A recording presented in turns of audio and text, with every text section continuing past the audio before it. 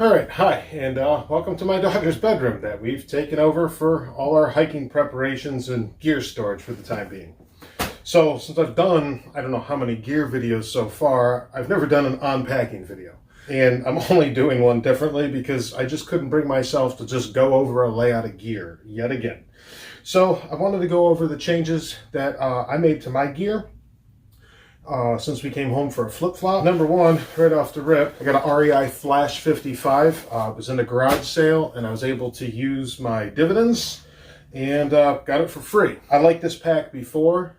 I tried it on right about the time that we first began buying gear for the AT, and I really liked it. The things that got me was the foam. I didn't realize it breaks in and gets softer. It felt a little firm at the top, or at the start. The other thing too is I didn't understand load lifters too much. Believe it or not, I've had multiple backpacks over the years and just never messed with load lifters. I don't know.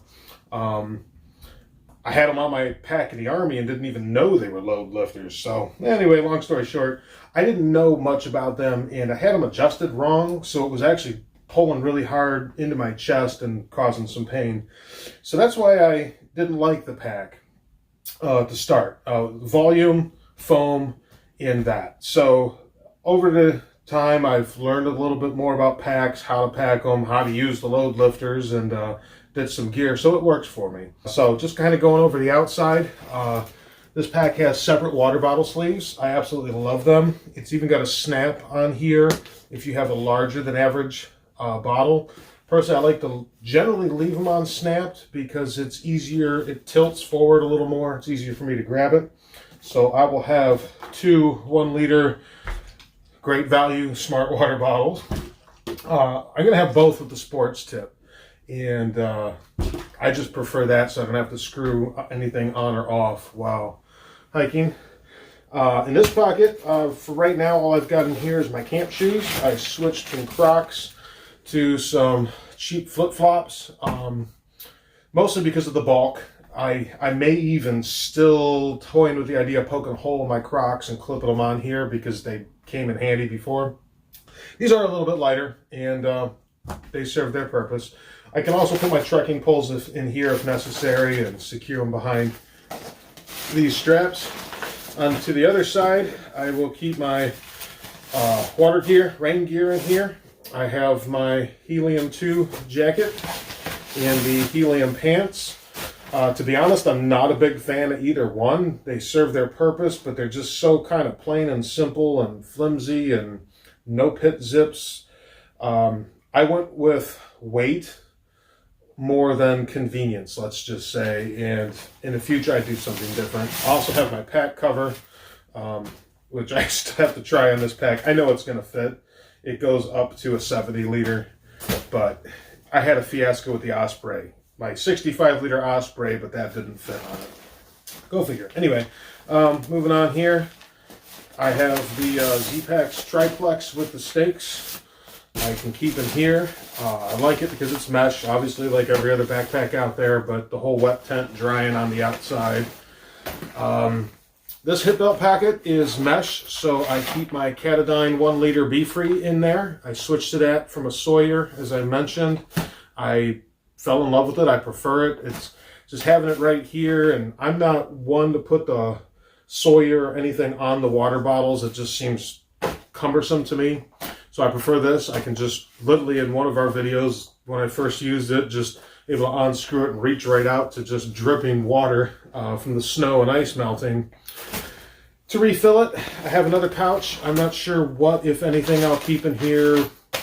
Don't know. I didn't get used to those on the Osprey because you couldn't put anything in them and then zip it and unzip it while wearing the pack. Everybody complains about that. Anyway, moving on to the brain. In the brain, it will keep 2 Sawyer bags. I'm ditching the Ceanoc for 2 reasons. The Ceanoc, I love it. It's a great product.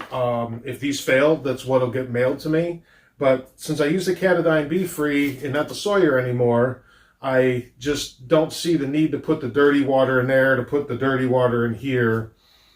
It just seems like a mess to me. So what I will do is I will actually filter into these And that way these remain clean at all time. The water's there ready to drink if I need anything extra. So I should avoid the downfalls of the Sawyer bags. People say they break easy, and I think that's mostly because they're trying to, squeeze them. So since I won't be squeezing them, they should last a little longer. So I'm going to carry 2. So, worst case scenario, I could carry up to 5 liters of water, which seems highly excessive unless we know we're going to dry camp. Moving on, I have my Ditty bag, just a cheap Walmart stuff sack.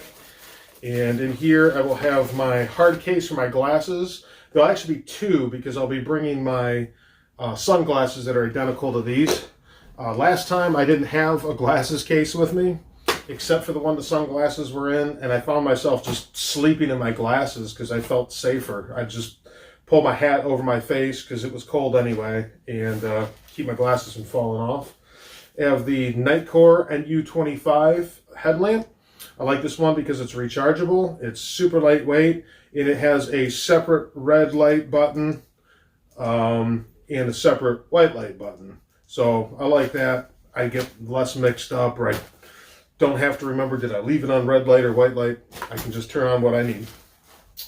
I have 1 hot hands, just in case. That'll be clear when I get to my sleep system.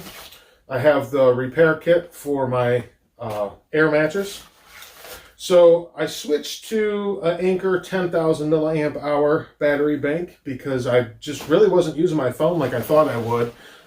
Even going slow and injured, there was a couple times I, drained my battery, uploading pictures to Facebook and talking to family and stuff. But mostly, I think I was using 5 to 10% of my battery life in my phone a day. So it's almost overkill in my case, except that I'll be backing my wife up as she vlogs. So 10,000 milliamp hour. I got 2 cords to go with it, C to C, and then the regular micro USB because I need that for my headlamp. And the other thing I went with is this Power Drive Technology box. This is also by Anker. So I got sold on the Power Drive Technology, and I am aware they have bigger boxes that suck lots of juice up.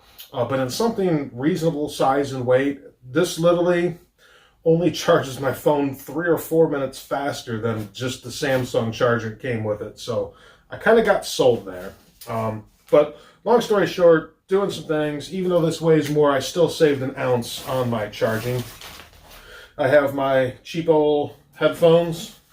Those things have been through the washer a few times and held up, so I'm happy for that. I have my backup light that I absolutely love, these red light keychains we got off of Amazon.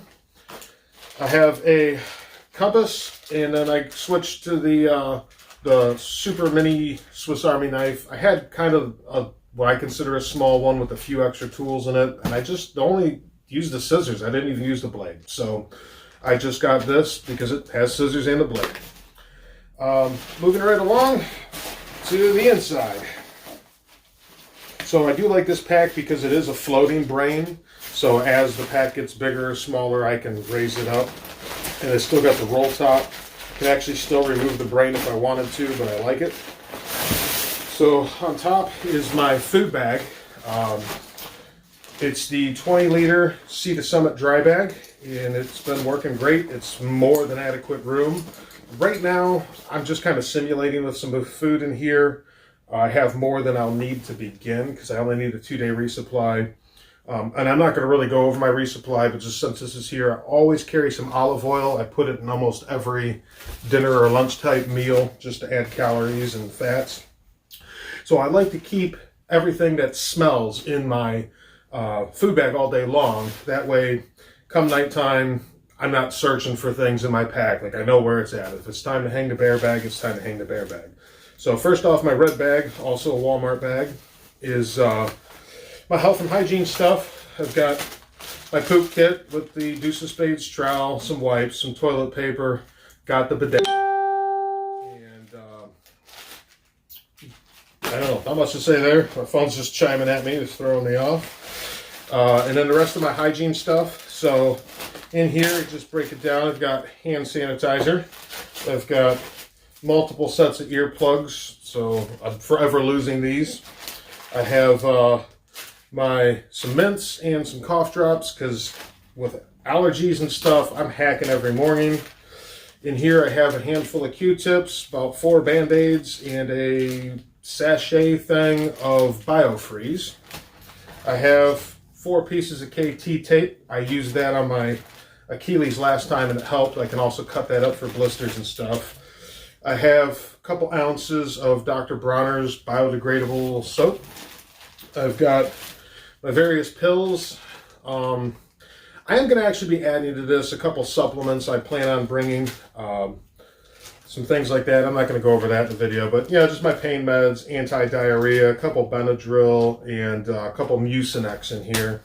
More earplugs, and then just a cut down toothbrush and toothpaste. And no, I'm not that anal about ultralight. It's just to get the toothbrush to fit in here. That was the easiest way. So again, red bags, all that stuff. My white bag, I'm not going to, white bag, well, my yellow bag is all my snacks. So if I want a bar, something like that, I know to reach in and grab this. Otherwise, my spoon, and then my meals are floating around in here. And then, of course, the bear line and a good 75-pound, I think, clip. So that's everything that's going to be in my food bag and smelly stuff bag. Moving along, I have my stove. It's a Tokes 1.1 liter pot. So even though my wife and I are both carrying cook systems, I find that I mostly do the cooking, and I don't really have the money to replace this for something smaller. So it's not a big deal. It is a little excessive since, like I said, if we both have a cook system, and sometimes we do cook individually. But anyway, inside the pot, I keep a mini Bic. I keep the BRS Mini stove. I have a green scratch pad, bandana, and then switch to the small fuel canisters. So even though we hiked for 16 days last time, I had a large fuel canister, and I finished it like right at the NOC. So I bought one of these in Franklin just in case, and got to the NOC, and that's when I finally finished off my big fuel canisters. So I switched to the smaller ones. Obviously the larger one's excessive. In here, changed up my sleep system a little bit. Back here, my 40-degree down quilt is going to stay at home. I have 2 quilts you'll see. I usually put those together for a 0-degree rating. So I do save 8 ounces between the two carrying this Thermalite reactor bag. It's supposed to add 14 degrees of comfort, so I'm figuring it adds half of that. So I should be fine. Like I said, I do save some weight. Sorry. I bought that mostly to save volume, so I could go with a smaller pack. In here, I won't pull it out. It's very similar, but my 30-degree down quilt from UGQ, I have used this at 30 degrees in minimal clothing and been comfortable. I think it was literally 28 degrees was the coldest I tested this by itself. The 30-degree bag, and yeah, I was fine in that. So I figure between the two, even without putting on base layers or puffy if necessary, I could probably easily go down to 25 to even 20 degrees at night and actually sleep comfortable, not even chilling. And then coming up on the final items, I have my clothes bag. It's a Ultrasil bag from Granite Gear. I think it's 13 liters. I originally purchased this thinking to put wet shoes in it at night to put in my sleeping bag and not get it wet, just so they wouldn't freeze. But we're beyond that now, so I just use it for a clothes bag. So I got an extra pair of Darn Tough socks. I'm switching out my wool. I have I don't know what it is. It's synthetic. It's almost like Capilene. It's the REI version top. And then I have these La Pasa lightweight. They're only 5.5 ounces for a men's extra large. Got them on Amazon. So these were so warm by themselves, even though they're so thin and light. I almost didn't get wool at the beginning when we started at Springer. But because it was some winter hiking and I was paranoid about the snow and the Smokies, I went ahead and I got wool. So these are like 6 ounces lighter, switching to the, let's call it Capilene and the synthetic pants. Anyway, just a extra pair of Adidas boxer briefs. I got these headbrand shorts from Walmart. They're like even thinner than the old Umbro shorts. They even got some mesh in certain areas, so they're pretty quick dry and cool and comfortable. I got my wool buff. I'm going to keep these wool gloves just in case. And yeah, that's it for my clothing, extra clothing. I'll be wearing a pair of the Columbia zip-off pants. I'm going to keep them zipped off this time. If I need to rely on pants, I'll have these leggings and I'll have my waterproof pants. But I really like cargo pockets. My go-to is to put 3 snacks in here when I start hiking, and the trash goes in here, and that's just kind of how I handle my food while I hike. And last but not least, down in the very bottom is my down puppy. I got the Decathlon one. It's only about 11 or 12 ounces. So when I started the trail, it's not in here. When I started the trail, I also had a fleece jacket, and it was so good. It's 17 ounces North Face. It was so good, I never actually even used this, even though it got down to, I think, like 21 or 18 degrees, somewhere in there. I heard both temperatures when we were at Woods Hole Shelter. So, yeah, that's why I'm ditching the fleece, because this is lighter and I never even wore it. And, you know, it should be getting close to summer. That still gives me, what, 1, 2, 3 long sleeve layers I can wear if it gets cold. The final things in my bag is the water sleeve, or the water bladder sleeve.